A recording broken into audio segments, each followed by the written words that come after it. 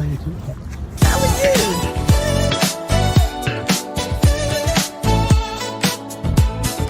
Keeping it real, keeping it real, keeping it real with Shannon, shining through, laughs and insight, shining so bright. Keeping it real, it feels so right. Real, keeping it real, keeping it real, keeping it real. Hello, and welcome to Keeping It Real with Shannon. Thank you so much for joining us tonight. Hello there, my little co-host. How are you? Hello. Is everything all right with you tonight? Doing good tonight. Okay, then. Okay. Well, we have a special guest joining us tonight. We're going to be talking about prison reform and cannabis reform because you need to stop smoking all that weed so you can get reform. Our guest can tell us about that. So let's bring him on now. Our special guest is Mr.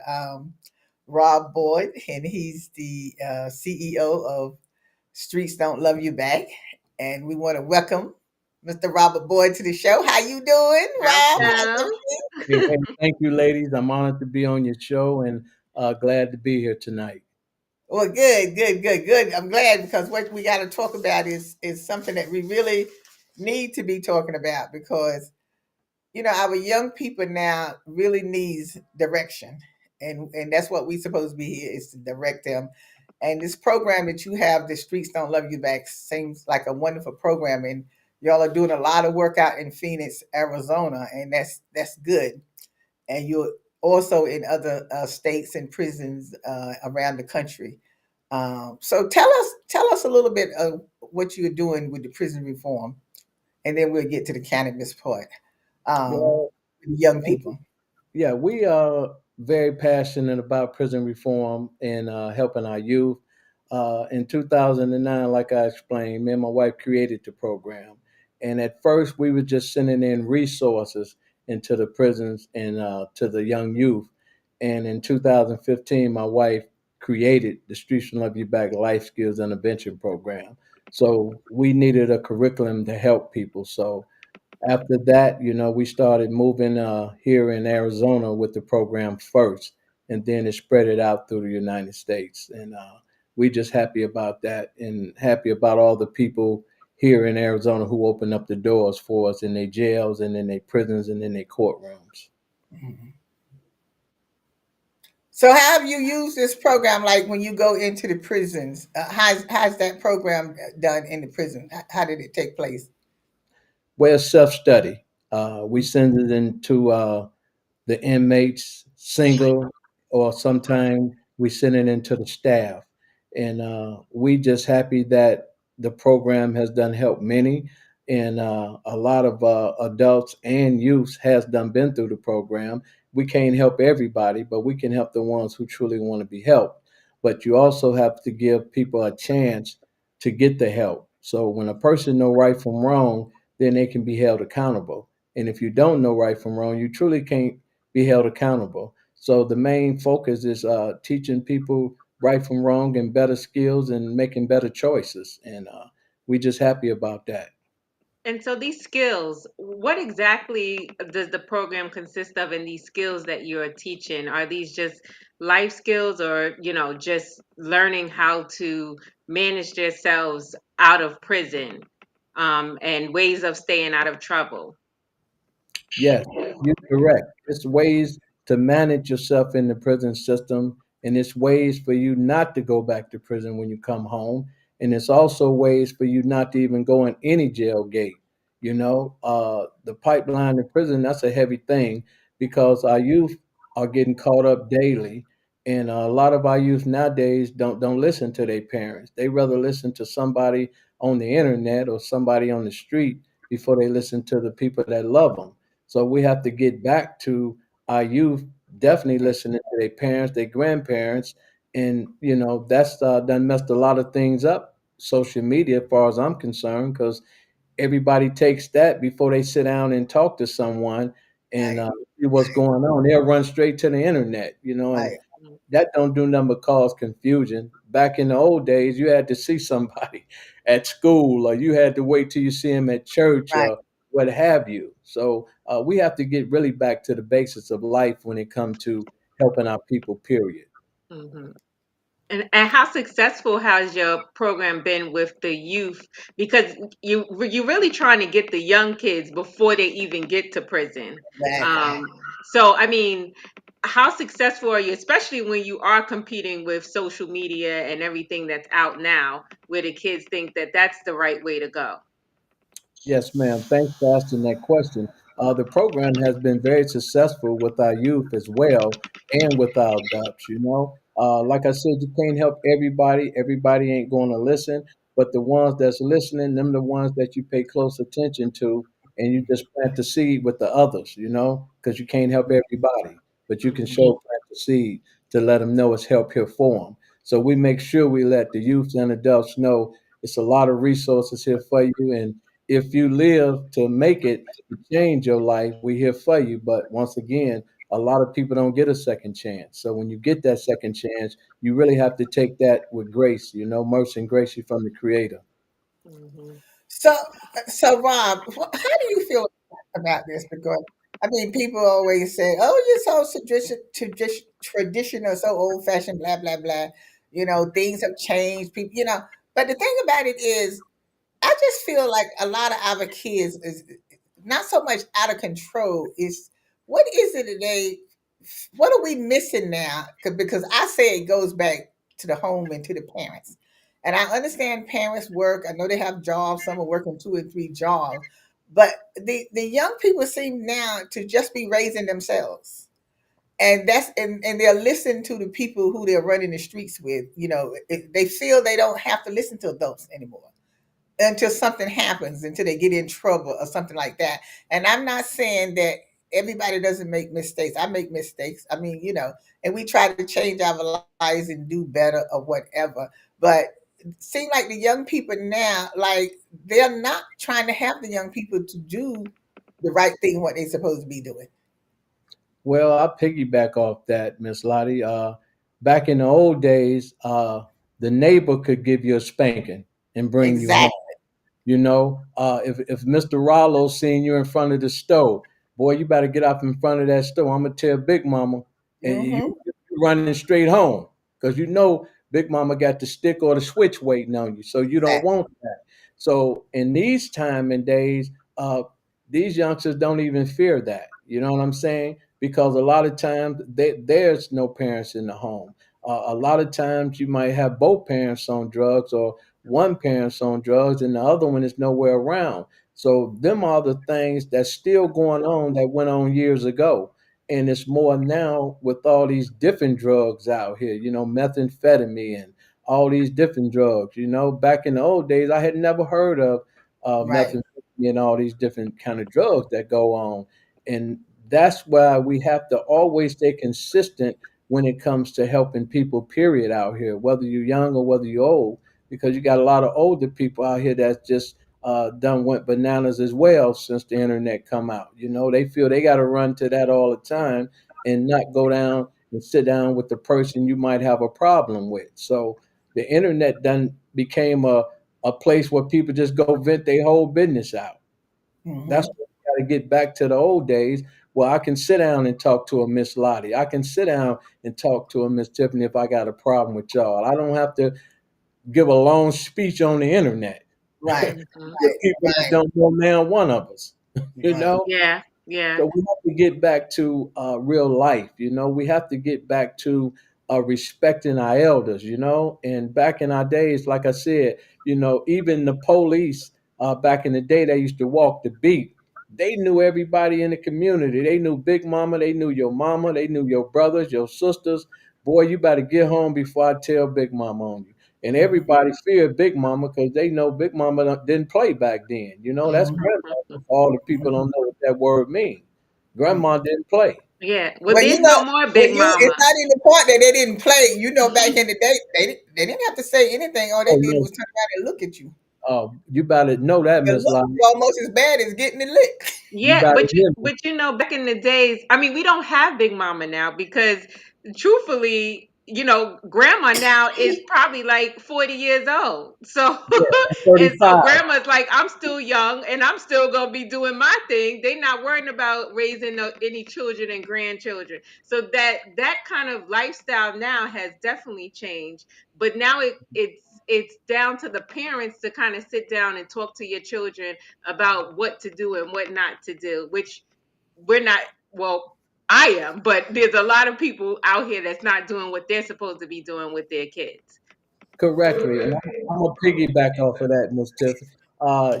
Back in the old days, once again, you couldn't go to your own parents' house, not alone Big Mama house, talking about you finna drink and smoke cigarettes and all that. That's a no. And now you got the youngsters, 35, 40 years old, they drinking and smoking and all that with their kids and using Mm-hmm. drugs with their kids. Mm-hmm. Uh, so it's like the whole family structure has broke down when it come to what's happening nowadays. And that's why me and my wife's organization is passionate about helping people, period. No matter if you're homeless, on drugs, or prison, whatever, we always extending our resources to help people. Because once again, we all know we all make mistakes, we all do wrong, but it's all about what you do from that point if you want to straighten your life up. We have to Mm-hmm. let you know resources are here to help. Very true. But you know what, Ron? The thing about today is, see, the parents, they don't want you to say anything to their kids.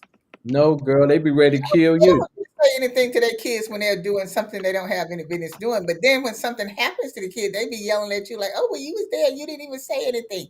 You didn't even do anything. Oh, well, which one do you want? Correct, Do you Miss want Lott. me to say something to your kid?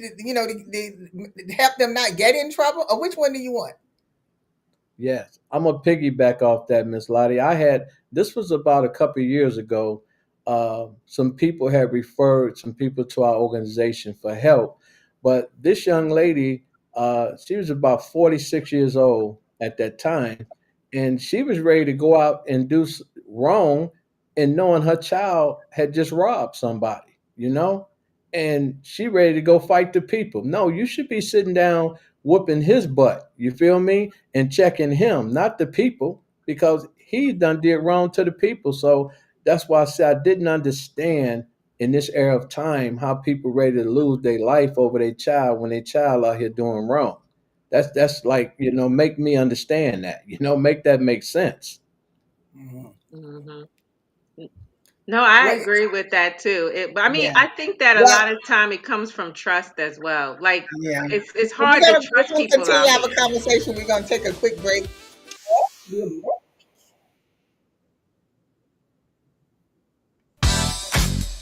Oh yeah, it's Shannon. Text me. Text me.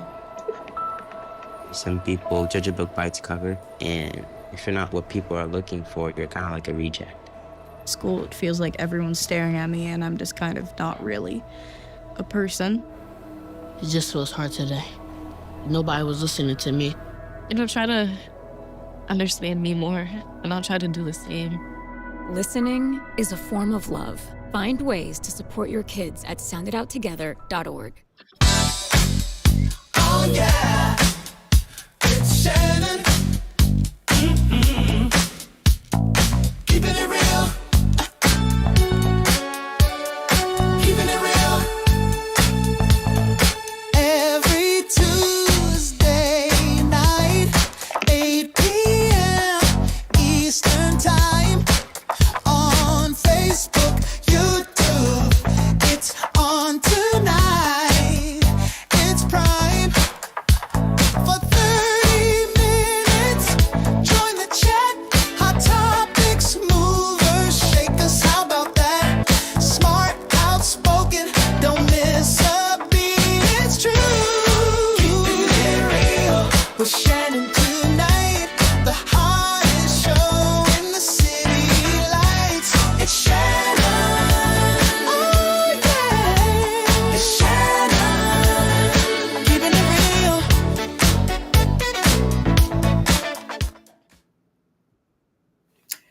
We're back. Thank you for joining us, and our special guest today is Mr. Robert Boyd. And before we went to break, Rob, we was talking about the parents don't want you to say anything to their kids and things like that. But when you're working with the young people now, particularly the ones that's been in prison, do you see a change? Do they want to make a change? Do you see that they want to change their life, or they still think being bad is a good thing? Well, that's a great question, Miss Lottie. You have some people that's done did long stretches, and when I say long stretches, you got a lot of people that done did 30 years, 40 years in prison that comes home that's not been out here in this free world for many, many years. You have to truly sit down day by day and revamp educate their mind to the free world because 30, 40 years you only into the walls that's all you know is survival and being in the walls. So it's a lot of inmates that come home that I pay close attention to because even when they come home they reach out to the organization and I give them resources and different things like that, but you have to stay tuned in because the long stretches them the people you really really have to work with because out here is a whole new world for them, and that's the downside of it. When you're in prison that long, some people come home don't have nothing to come home to, and I deal with that a lot as well. And I have to sit down and give them a lot of different resources to keep them outside the walls. But I've been successful with keeping a lot of them outside the walls, and then some has have went back. Once again, you can't save everybody, but you Right. have to have the passion within your own self when you come home, and when you out here in the free world and have never been to jail, you have to take things the way they really are, and you can't take life for granted. And I think that's our problem today. A lot of older people and young people take life for granted. Like everybody's invisible and Right. nobody have no Right. structure Right. nowadays. When we was all coming up, it was structure in the home. No matter if Well, daddy that's was, that's that's the magic word you said, Rob, is structure. yeah, we They had You were right about that. There's no structure. They up all time of night and sit in the bed knowing they got to go to school the next day, or they on the street. You see the young kids walking the street or time of night, and you be like, now why are they out here looking like they 12, 13 years old on the street? And after 12 like o'clock and start walking the street and stuff. Like, no. like what are we gonna do? What are we gonna do? Well, with that right there, Miss Lottie, the only thing we can do is pray that whoever their parents is or whoever is raising them come to their senses and understand that a child, when it's first born in this world, a child don't know nothing about doing wrong or right. That child have to be taught right from wrong. That child has to be taught love. That child has to be taught structure. Consequences, all of that. And I think everybody that's on this line tonight was taught that coming up. And in this time and day, that is not being taught. Structure is not being taught. Love is not being taught. And a lot of people are just running wild. And you can't say nothing to anybody, kids nowadays, because once again, they ready to hurt you for trying to do something right for their Right. children. This is what I was saying. There's some Yeah. kids out here that do get structure, they do get love and everything else under the sun, but they find themselves wrapped up in trouble with some other kids that, that don't have the structure that they have because they're trying to be down with the crew and all that type stuff. So, you know, I mean, what do we say about those kids? And you know what? The bottom line is to that. I'm gonna answer my side. Then Rob gonna answer his side. My side is because they're not afraid of their parents. Because my parents were strict, right? You was you follow what they told you to do, but when you got out there with some of your friends you would do stuff that you're not supposed to be doing, but you would know how far to go. Now if my father said be home by 10 o'clock, I already didn't toe up what I'm going to do and I still make it home by 10 o'clock. Okay, so it's not that you're going to be them perfect little kid, no, because you're still going to do some things that you're not supposed to be doing. It's just that you are not going to take it but so far because you are too afraid of your parents. Not that they're gonna kill you or anything or nothing like that, but you had some fear of your parents. These kids doesn't have any fear of their parents. And I'll piggyback off that, Miss Lottie. And what you said, Miss Tiff. Uh, Everybody that was raised and born with structure and love and different things like that, I've done seen it time and time again that the people up on the hill, they comes down to the hood, they get caught up because they want to act like they from where we from. And when you try to act like you where we from, then you gonna get always caught up because you're trying to be something you wasn't raised to be. See, we coming from the jungle, a lot of us was trying to get out the jungle. But then a lot of kids coming from the hill, they came down trying to be part of the jungle, and then you get yourself caught up. Then you become a drug user. Then you become a prostitute. Then you become this, that, and the third. And you wasn't even raised like that. And I think drugs always take you to another page when you start using cocaine, using heroin, using all these pills, methamphetamine, and different things. I think that's the structure that comes from the top of the hill when they have it all. Now you come where we at, and now you destroy your own life. And now the parents saying, "Oh, you wasn't raised like that, Rollo. This, that, and the other." But now Rollo done got on drugs. Rollo ain't paying Yeah. $1 million house no attention now because he's Mm-hmm. out. He's not concerned. He's not concerned anymore about the money and Period. where he come from anymore. Exactly. Especially when they get on drugs, it becomes a different story then. Right. And I see it all the time. To this day, I see that, you know. I talk to parents that, their kids was raised and born in a great home. You know what I'm saying? And when you Mhm. get caught up out here and trying to follow the pack, then you're gonna get caught up, especially when you don't know anything about the jungle. You will get caught totally up. Well, Mm. before we run out of time, Rob, I wanted to ask you. You was talking about the cannabis reform. What did you mean by that? The cannabis reform? We can't smoke reef anymore. Well, I'm gonna Oh piggyback no, up no, we can smoke it Lottie. now. We don't have to go to jail. Exactly. Now that cannabis is legal, I feel that any inmate, man or woman, that's still in prison for cannabis that didn't have a violent crime with that case, I think they should be let out of prison because Mhm. you're selling cannabis legal out here now.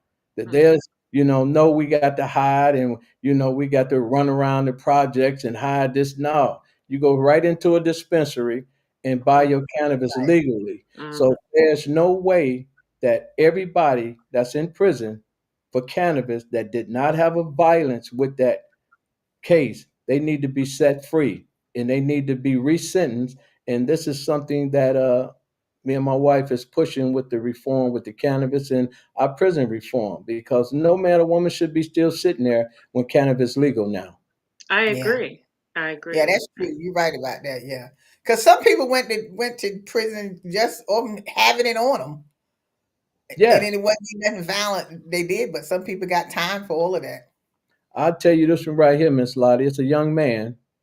He did 25 years for 3 pounds of marijuana. 3 pounds. The, Wow. the brother didn't have no violence on his case or nothing, and he just come home last year. So it's people that I know personally has did a murder case, major drugs, and they out less than 10 years. Mm-hmm. So I'm trying to make that make sense. How do a man spend 25 years for 3 pounds of cannabis, a plant? You know what I Wow. mean? Were they So wrapped up in that? If, correct me if I'm wrong. Those drug laws that was back in the days. Right. The Rockefeller. I can't remember Yeah, the exactly what Rockefeller it was. law or something like Yeah, that. Yeah. yeah, that that that's came up how in they would y'all state, perform New sin. York. Yeah, Mm-hmm. that started in y'all state, the Rockefeller laws. You know what Yeah. I mean? Rock. Yeah. Yeah, and the RICO laws. That Mm-hmm. started in New York. Yeah. I remember that because I used to come to New York a lot back in the '80s. Uh-huh. Yeah, that was craziness you did because once again you had to hide this, you had to hide that, you had to look around, you had to make sure you ain't moving crazy. But Mm-hmm. now cannabis is legal. It's legal and everybody can get it on every corner. It's a dispensary on every corner, whatever Mhm. state is legal in. So my thing to the people that's in power, and if you're looking at this video, the cannabis should be reformed. The people that's in jail for cannabis that did not have a violence with their case or none of that, they should be let free in all states. Hmm. No, Maybe definitely. eventually, that might happen. Maybe eventually that might happen if people start talking about it and start making an issue out of it and stuff. But I, but the person we have in office now, I don't know what's going to happen. We all might end up in jail someplace, The prison taking jail. your class. You know, what No, and you know what, Miss Lottie? you know I what It's I'm gonna want saying? have you somewhere else. I want to piggyback off what you and Miss Tiff said. It's like you have to be a loud voice and bring attention to a situation and Yeah, to a certain thing for people to start paying close attention. Because if it's not a voice there that's speaking on something, then people don't know that, you know? So, Hmm. once again, the powers that be, I would like for you all to look at these cannabis cases that did not have no violence in it, and hmm, we would like to have them people reach sentences and have them people home because cannabis is legal now. So why should a hmm. cannabis person still be sitting in your jail? Let them Yeah, out, you So you're who know? right should we about be that. reaching out So to? To our local politicians congressmen, and different people like politicians. that. To Yeah. Yeah. So yeah, so we're gonna have to, like you said, keep our voice open and like also too, we're wrapping up now, but the thing about it is that we as adults, we must talk to our young people and stop being afraid of our young people and talk to them and let them know, that there is a way, it's just that they have to make the decision of what they want to do with their lives and stuff like that.